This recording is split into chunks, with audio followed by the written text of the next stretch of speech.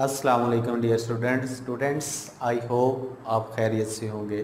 Dear students, आज हम second year biology का आगाज़ करने जा रहे हैं, जिसमें मैं आपको बताऊंगा कि हमने सेकंड ईयर में क्या क्या पढ़ना है। सेकंड ईयर की बायोलॉजी में हमारे कितने चैप्टर्स हैं और उन चैप्टर्स में हमने क्या क्या पढ़ना है। आज के लेक्चर में आपको ये सब बताया जाएगा। तो आज के जो हमारे लेक्चर का जो टॉपिक है वो यही है कि second year biology full book introduction. के सेकंड ईयर बायोलॉजी का फुल बुक इंट्रोडक्शन मैंने आपको देना है कि इस बुक में हमने कितने चैप्टर्स पढ़ने हैं और उन चैप्टर्स में हमने क्या क्या पढ़ने हैं। तो जो हमारा सेकंड ईयर का बायोलॉजी का जो कोर्स है वो 13 चैप्टर पर मुश्तमिल है। इसमें हमने 13 चैप्टर्स पढ़ने हैं, जिसमें हम देखेंगे कि किस चैप्टर में हमने क्या क्या पढ़ना है और किस तरह से उसमें से आपके क्वेश्चंस आने हैं। तो जो आपका फर्स्ट चैप्टर है सेकंड ईयर बायोलॉजी का, वो चैप्टर नंबर 15 से स्टार्ट हो रहा है।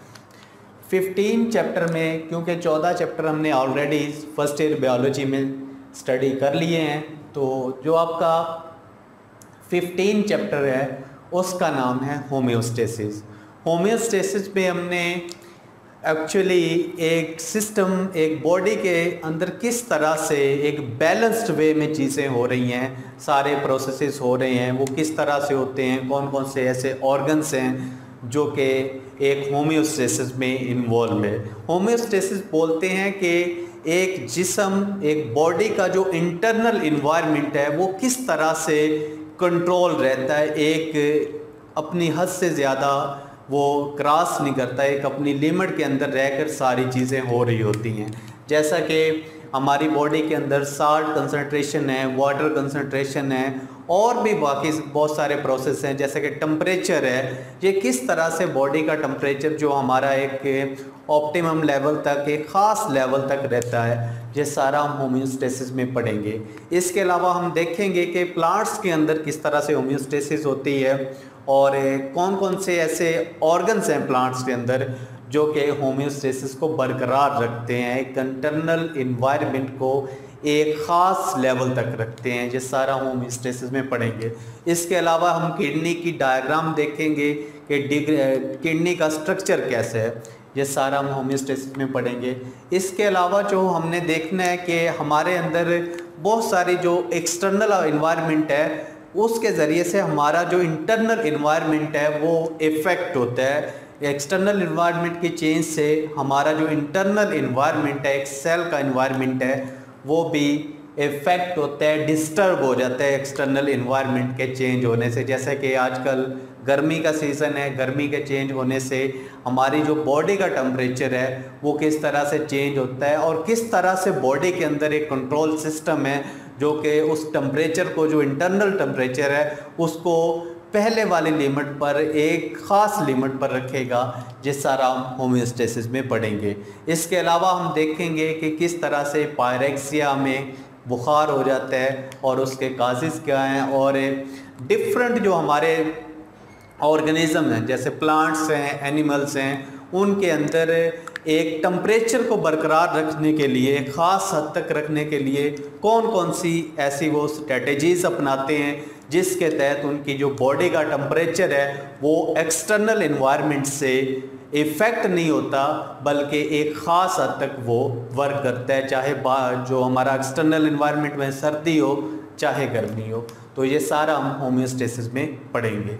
तो जो हमारा 16 चैप्टर आ जाते हैं वो है sport and movements. Sports and movement वाले चैप्टर में हम प्लांट्स के अंदर देखेंगे कि प्लांट्स किस तरह से मूवमेंट्स करते हैं। तो कहा जाता है जो प्लांट्स के अंदर मूवमेंट नहीं होती, तो ये ठीक है, बिल्कुल जो हमारे प्लांट्स है ये इमोटाइल हैं, ये मूवमेंट शो नहीं कर सकते, लेकिन जो इनके अंदर इनकी ब्रांचेस होती हैं उनके अंदर मूवमेंट्स होती हैं। तो ये प्लांट्स के अंदर देखेंगे कि किस तरह से मूवमेंट्स होती हैं और कौन कौन से ऐसे टिश्यूज़ हैं जो कि इसको सपोर्ट प्रोवाइड करते हैं और कौन कौन से ऐसे फाइबर्स हैं। ये सारा हम प्लांट्स में जाके देखेंगे। प्लांट्स वाले पोर्शन में हम प्लांट्स में देखेंगे किस तरह स्पोर्ट होती है और मूवमेंट वो किस तरह से कर सकते हैं। फिर इसी चैप्टर में हमारा जो दूसरा पोर्शन होगा वो एनिमल से रिलेटेड होगा कि एनिमल्स के अंदर से किस तरह से वो अपना एक स्टेचर, अपनी बॉडी को बरकरार रखते हैं, एक मेंटेन रखते हैं, और कौन कौन सी ऐसी बोन्स हैं, कौन कौन सी ऐसी हड्डियाँ हैं कि किस तरह से एक इंसान का एक ढांचा बरकरार रहता है। वो सारी हम एक इंसान का एक स्ट्रक्चर पढ़ेंगे जिस तरह के उसके अंदर सपोर्ट प्रोवाइड होती है। फिर जो दूसरा पोर्शन हम पढ़ेंगे एनिमल्स के अंदर वो मूवमेंट से रिलेटेड होगा कि किस तरह से हमारे एनिमल्स जो हैं वो हरकत शो करते हैं, कौन कौन से ऐसे मसल्स हैं, कौन कौन से ऐसे ऑर्गन्स हैं जो कि एनिमल्स को क्या करवाते हैं, मूवमेंट करवाते हैं, एक जगह से दूसरी जगह वो किस तरह से हरकत कर सकते हैं। तो ये सारा हम स्पोर्ट एंड मूवमेंट्स वाले चैप्टर में जाके देखेंगे। और जो हमारा 17 चैप्टर स्टार्ट होता है वो है जी coordination and control. Coordination and control वाले चैप्टर में हम जाके देखेंगे कि किस तरह से एक ऑर्गेनिज्म वेल कोऑर्डिनेटेड है, किस तरह से एक ऑर्गेनिज्म का एक पार्ट दूसरे पार्ट से कोऑर्डिनेटेड है। तो ये सारा हम कोऑर्डिनेशन में देखेंगे और किस तरह से एक ऑर्गेनिज्म अपने आप को कंट्रोल कर सकता है।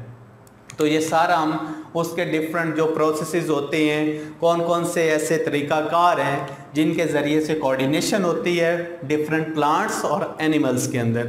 जो फर्स्ट पोर्शन होगा वो हमारा प्लांट्स से रिलेटेड होगा कि प्लांट्स किस तरह से अपने आप को कोऑर्डिनेट करते हैं, और फिर जाके हम देखेंगे एनिमल्स के अंदर और इंसान के जो ब्रेन है उसकी जो स्ट्रक्चर है वो देखेंगे कि एक इंसान का जो ब्रेन है उसको कितने हिस्सों में डिवाइड किया जाता है और हर पोर्शन का ब्रेन के हर हिस्से का फंक्शन क्या है, से हम कोऑर्डिनेशन वाले चैप्टर में देखेंगे। और दूसरा हम देखेंगे किस तरह एक इंसान के अंदर सारा सिस्टम, इसके अंदर जितने भी सिस्टम्स हैं वो किस तरह से कंट्रोल होते हैं, कौन सा ऐसा कंट्रोल सेंटर है जो कि सारी बॉडी को, सारे जिस्म की हरकत को, उसके सारे अफ़आल को, उसके फंक्शंस को कंट्रोल कर रहा है। तो वो कंट्रोल सेंटर जो हमारा होगा, ब्रेन होगा, वो किस तरह से वर्क करता है, किन किन हिस्सों पर वर्क करता है और किन किन ज़राए से वो वर्क करवाता है, वो सारा हम कोऑर्डिनेशन वाले चैप्टर में देखेंगे। और जो हमारा इस चैप्टर में जो लास्ट टॉपिक होगा वो बिहेवियर से रिलेटेड होगा कि किस तरह से एक इंसान के अंदर, एक ऑर्गेनिज्म के अंदर उसका जो बिहेवियर है वो चेंज भी किया जा सकता है या नहीं किया जा सकता, और बिहेवियर होता क्या, और डिफरेंट बिहेवियर के हम टाइप्स देखेंगे कि बिहेवियर क्या होता है, और आया के बिहेवियर जो हमारी एक्सटर्नल इन्वायरमेंट है उससे चेंज हो सकता है या नहीं हो सकता। ये सारा हम कोऑर्डिनेशन एंड कंट्रोल वाले चैप्टर में जाके देखेंगे। और जो हमारा 18 चैप्टर है वो है जी रिप्रोडक्शन से रिलेटेड। इस चैप्टर में हम रिप्रोडक्शन की एक्चुअली दो काइंड्स पढ़ेंगे, एक एसेक्सुअल रिप्रोडक्शन और दूसरी हमारे पास आएगी सेक्सुअल रिप्रोडक्शन।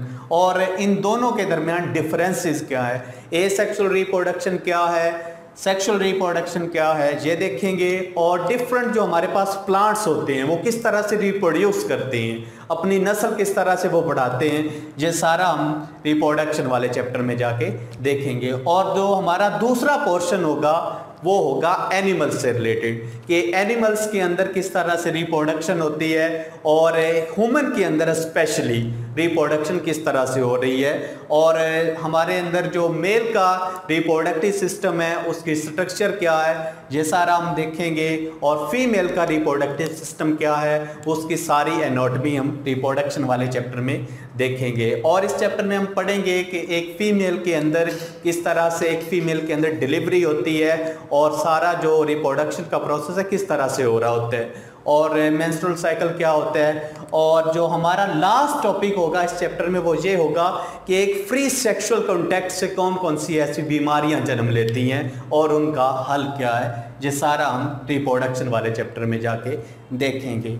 और जो हमारा 19 चैप्टर होगा वो होगा ग्रोथ एंड डेवलपमेंट। देखें, एक ऑर्गेनिज्म होता है, जायगोट से आगे फर्दर डेवलपमेंट्स कैसे होती हैं वो हम डेवलपमेंट्स देखेंगे कि प्लांट्स के अंदर किस तरह से होती हैं, प्राइमरी ग्रोथ क्या होती है, सेकेंडरी ग्रोथ क्या होती है, इस चैप्टर में पढ़ेंगे। और जो हमारा जो इम्पोर्टेंट चैप्टर का जो सबसे इम्पोर्टेंट हमारा टॉपिक होगा वो होगा चिक में डेवलपमेंट किस तरह से होती है, कि एक चिक किस तरह से डेवलपमेंट अपनी करता है। और देखेंगे कि इसमें एक एजिंग का प्रोसेस है कि किस तरह से एक इंसान बच्चे से बड़ा हो जाता है, वो सारा हम एजिंग वाले टॉपिक में जाके देखेंगे। तो ये सारे टॉपिक्स हम ग्रोथ एंड डेवलपमेंट वाले चैप्टर में जाके देखेंगे। तो अगला चैप्टर है जी हमारा चैप्टर नंबर 20, जिसमें हम क्रोमोसोम्स एंड डीएनए वाले चैप्टर में जाके देखेंगे कि क्रोमोसोम्स क्या चीज़ है, क्रोमोसोम्स को क्रोमोसोम्स का नाम ही क्रोमोसोम क्यों दिया गया, आगे डिफरेंट जो क्रोमोसोम्स की डिफरेंट हमारे पास ऑर्गेनिजम्स हैं, डिफरेंट स्पीशीज़ के अंदर नंबर ऑफ क्रोमोसोम्स कितने हो सकते हैं, ये सारा उसमें देखेंगे। और फर्दर जाके देखेंगे कि एक क्रोमोसोम्स के अंदर डीएनए किस तरह से अरेंज होता है और डीएनए क्या चीज़ है, डीएनए का सारा स्ट्रक्चर पढ़ेंगे। एक डिफरेंट हमारे पास जो डीएनए के स्ट्रक्चर आएंगे जो कि हमारे अर्लियर स्टडी से लेकर एडवांस स्टडी तक के डीएनए किसको बोलते हैं। और फर्दर आगे पढ़ेंगे कि हमारे पास डीएनए से रिलेटेड कुछ प्रोसेसेस होंगे कि हमारे पास रेप्लिकेशन है, डुप्लीकेशन है, ट्रांसलेशन है, ट्रांसक्रिप्शन है, ये सारा हम डीएनए से रिलेटेड इस चैप्टर में जाके देखेंगे। और फिर देखेंगे कि एक ऑर्गेनिज्म से दूसरे ऑर्गेनिज्म के अंदर खुसूसियात किस तरह से ट्रांसफ़र होती हैं। तो ये दो चैप्टर्स हैं आपकी बुक में जो कि दोनों एक दूसरे के साथ इंटरलिंक है। एक आपका चैप्टर है जी क्रोमोसोम एंड डीएनए, और जो आपका 22 चैप्टर है ये जी वेरिएशन एंड जेनेटिक्स है।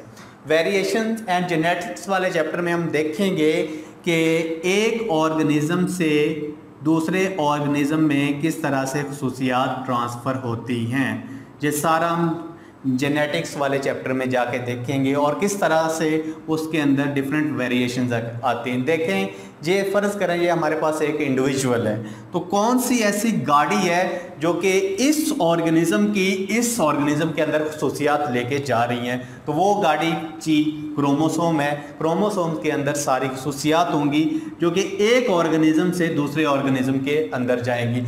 आगे हम इसी चैप्टर में देखेंगे क्रोमोसोम्स के अंदर ऐसी कौन सी चीज़ है जो कि खुसूसियात को ट्रांसफ़र करती है।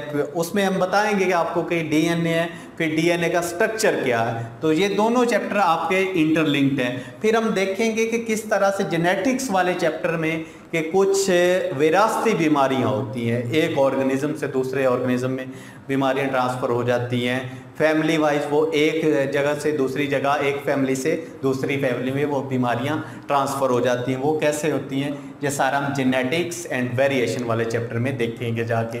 और जो म्यूटेशन के डिफरेंट टाइप्स हैं, म्यूटेशन का चैप्टर इस चैप्टर में भी जिक्र आएगा और इस चैप्टर में भी आएगा कि किस तरह से अगर म्यूटेशन आती है तो एक ऑर्गेनिज्म के अंदर कौन कौन सी तब्दीलियां, कौन कौन सी ऐसे डिसऑर्डर क्रिएट हो सकते हैं, वो सारा हम इन दो चैप्टर में जाके देखेंगे।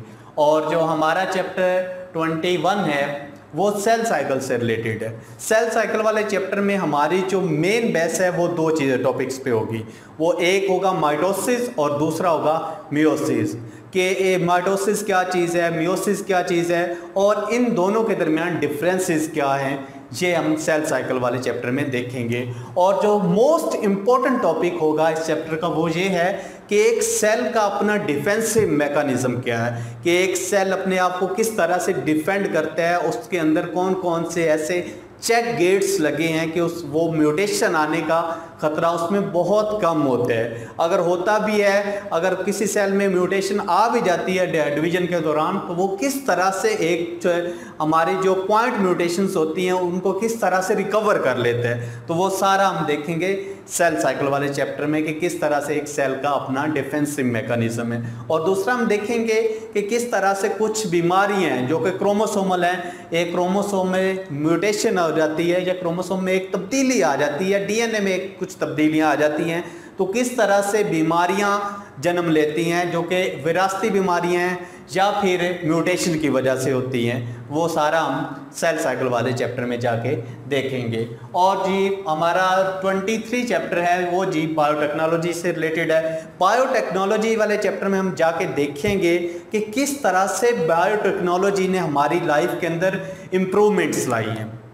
तो वो हम देखेंगे कि किस तरह से क्लोनिंग का प्रोसेस है, किस तरह से हाइब्रिडाइजेशन होती है, ये सारा हम बायोटेक्नोलॉजी वाले चैप्टर में जाके देखेंगे। और जो हमारा 24 चैप्टर है वो है जी एवोल्यूशन से रिलेटेड, कि एवोल्यूशन क्या है, किस तरह से इंसान की और दूसरे ऑर्गेनिज्म की एवोल्यूशन हुई। और इस चैप्टर के हम अंदर जाके हम डिफरेंट थ्योरीज को स्टडी करेंगे जो एवोल्यूशन से रिलेटेड हैं। डार्विन की जो कि डार्विनिज्म जिसे बोलते हैं, डार्विन की थ्योरी को स्टडी करेंगे।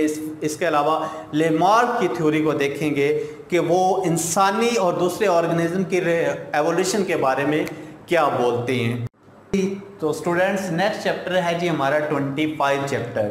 25 चैप्टर का नाम है जी इकोसिस्टम। इकोसिस्टम वाले चैप्टर में हम जाके देखेंगे कि किस तरह से हमारा जो इन्वायरमेंट है वो बिल्डअप हुआ है, किस तरह से एक हमारा इन्वायरमेंट है वो बने और इसमें कौन कौन से ऐसे कंपोनेंट्स हैं।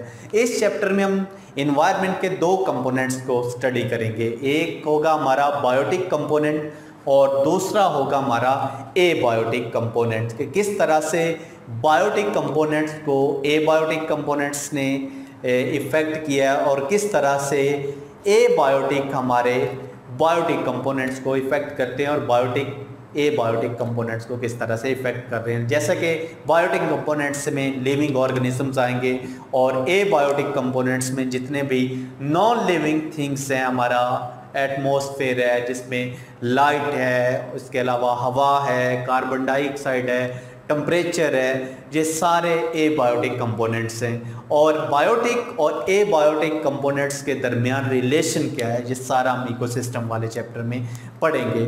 जैसा कि मैंने ये इधर लिखा भी है, फॉर एग्जांपल हम फ़र्ज़ करते हैं कि ये एक इंडिविजुअल है, एक इंसान है, तो एक इंसान के ऊपर कितनी चीज़ें इफ़ेक्ट कर रही हैं, जैसा कि पीपल हैं, डिफरेंट लोग हैं, उसके अलावा प्लांट्स का क्या रिस्पॉन्स है, इंसान से रिलेटेड के क्या किरदार है प्लांट्स का वो पढ़ेंगे, प्रेशर का क्या रोल है, हवा का क्या रोल है, टेम्परेचर का क्या रोल है, किस तरह से वो फूड लेते हैं, फूड का क्या रोल है एक इंसान की लाइफ में या दूसरे ऑर्गेनिज्म की लाइफ में, और लाइट का क्या रोल है। इस तरह से डिफरेंट जो हमारे एबायोटिक फैक्टर्स हैं, वाटर है, जैसे कि ये किस तरह से एक लिविंग सिस्टम के ऊपर एक अपना असर रखता है, अपना रोल रखता है, ये सारा हम इकोसिस्टम वाले चैप्टर में पढ़ेंगे। तो अगला चैप्टर जी हमारा 26 है। 26 चैप्टर का नाम है जी सम मेजर इकोसिस्टम।